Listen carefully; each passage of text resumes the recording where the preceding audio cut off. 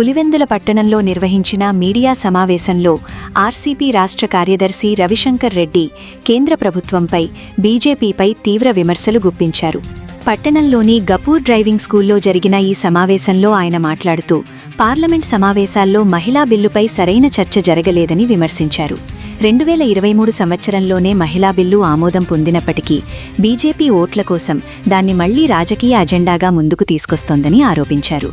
Delimitation అంశంపై స్పందిస్తూ, ఆంధ్రప్రదేశ్లోని కొన్ని పార్టీల నాయకుల వ్యాఖ్యలు సిగ్గుచేటుగా ఉన్నాయని అన్నారు. డీలిమిటేషన్ ప్రక్రియ ఉత్తరాది రాష్ట్రాలకు మాత్రమే ప్రయోజనం చేకూర్చేలా ఉండి, దక్షిణాది రాష్ట్రాలకు నష్టం కలిగిస్తుందని తెలిపారు. జనాభా లెక్కలు పూర్తయ్యాకే డీలిమిటేషన్ బిల్లును పార్లమెంట్లో ప్రవేశపెట్టాలి గాని ముందుగానే ఆమోదించడం బీజేపీ రాజకీయ ప్రయోజనాల కోసమేనని ఆరోపించారు. అలాగే రాష్ట్రంలోని కొంతమంది నాయకులు, మీడియా సంస్థలు బీజేపీకి మద్దతుగా వ్యవహరిస్తున్నాయని విమర్శించారు. మాజీ ముఖ్యమంత్రి చంద్రబాబు నాయుడుపై కూడా ఆయన తీవ్ర వ్యాఖ్యలు చేశారు. మహిళా బిల్లు మరియు డీలిమిటేషన్ బిల్లుల మధ్య తేడా తెలియకపోవడం సిగ్గుచేటని పేర్కొన్నారు. 2 రోజుల కిందట భారత పార్లమెంటులో కేంద్ర ప్రభుత్వం 131వ రాజ్యాంగ సవరణ బిల్లుని ప్రవేశపెట్టింది. రాజ్యాంగ సవరణ బిల్లు ఓడిపోయింది.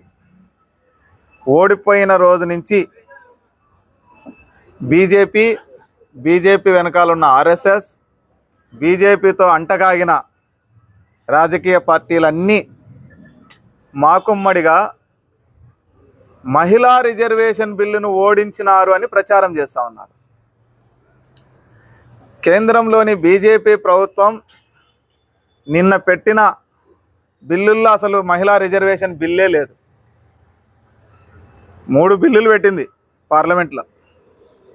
3 బిల్లుల్లో కూడా మహిళా రిజర్వేషన్ బిల్లే అసలు పార్లమెంటు సభ్యులకు ఇచ్చినటువంటి ఏదైతే ఎజెండా నోటీస్ ఉంటుందో ఎజెండా నోటీస్లో రిజర్వేషన్ బిల్లే లేదు. పార్లమెంట్లోనే ఇంత అబద్ధాలని, అసత్యాలని దేశ ప్రజలందరికీ వెదజల్లే ఒక దేశ ప్రధానమంత్రి, ఒక దేశ ప్రభుత్వం ఉండడం అన్నది అత్యంత అసహ్యకరమైంది. నువ్వు అసలు మహిళా రిజర్వేషన్ బిల్లు పార్లమెంటుకే తీసుకుపోకుండా దాన్ని ఓడించినారని ప్రచారం చేస్తున్నారు.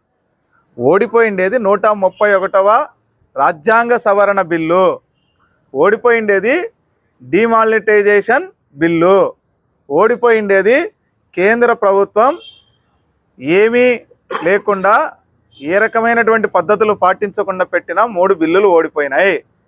అంతే తప్ప అసలు మహిళా రిజర్వేషన్ బిల్లే పెట్టలే. ఇంకా విచిత్రమైనది, దుర్మార్గమైనది, అన్యాయమైంది ఏమిటంటే మహిళా రిజర్వేషన్ బిల్లు ఆమోదించబడి 2023లో ఆమోదించబడింది. అది 2023 సెప్టెంబర్ 19వ తేదీన పార్లమెంటు ప్రత్యేక సమావేశం జరిపి మహిళా రిజర్వేషన్ బిల్లుని సెప్టెంబర్ 20వ తేదీన లోక్సభలో, సెప్టెంబర్ 21వ తేదీన రాజ్యసభలో ఆమోదింపజేసినారు.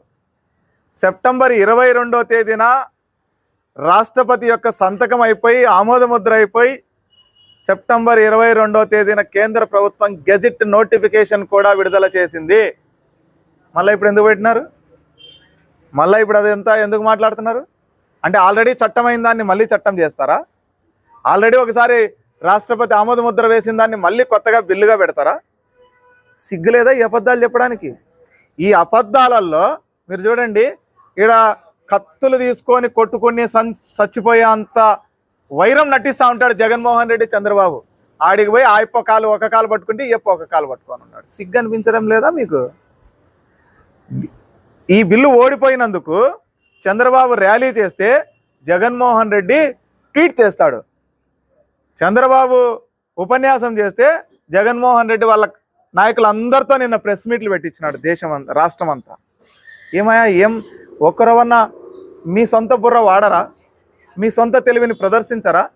మోడీ అసలు మహిళా రిజర్వేషన్ బిల్లు ఆడుందని ముఖం మీద ఉయ్యాల్సింది పోయి మీరందరూ చెప్పిన దాన్ని పట్టుకొని ఇక్కడ ఊరేగుతారా? పవన్ కళ్యాణ్, చంద్రబాబు, జగన్మోహన్ రెడ్డి ముగ్గురు ఒకటే చెప్తారా? ఇక్కడికి వచ్చేసరికల్లా మేము కొట్టుకుంటున్నట్టు నటిస్తారా?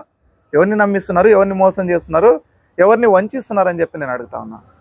అసలు మహిళా రిజర్వేషన్ బిల్లు సెప్టెంబరు 20వ తేదీన పార్లమెంటుకు వచ్చినప్పుడు 456 మంది సభ్యులు పార్లమెంట్లో ఉన్నారు. లోక్సభలో 454 మంది అనుకూలంగా ఓటేసినారు, 2 మాత్రం వ్యతిరేకంగా ఓటేసినారు. అయిపోయి తర్వాత మరుసటి రోజు 21వ తేదీ రాజ్యసభకు వచ్చినప్పుడు 246 మంది ఎంపీలు రాజ్యసభలో సీట్లో కూర్చున్నప్పుడు 246 మంది ఓటేసినారు దానికి అనుకూలంగా. వ్యతిరేకించింది ఎక్కడ? ప్రతిపక్షాల ఓట్లన్నీ కలిపితేనే ఆ సంఖ్య, ప్రతిపక్షాలు అందరూ సహకరిస్తేనే ఆ సంఖ్య, ప్రతిపక్షాలు అందరూ ఆమోద ముద్ర వేస్తేనే ఆ సంఖ్య. నీకు వ్యతిరేకించింది ఎక్కడ? మహిళల కంట కాంగ్రెస్ పార్టీ, వామపక్షాలు, డిఎంకే, తృణమూల్ కాంగ్రెస్, ప్రతిపక్ష కూటమి తీరని ద్రోహం చేసినాయంట. 2023లో ఆ రోజున్న శాసనసభ ఎన్నికల్లో గెలవడం కోసం అదరాబదరాగా ఇలాగనే ప్రత్యేక సమావేశాలు జరిపి ఆమోదముద్ర వేయించుకున్న మోడీ, అమిత్ షా 2026 దాకా ఎందుకు అమలు చేయలేదో చెప్పమని చెప్పి నేను అడుగుతా ఉన్నాను.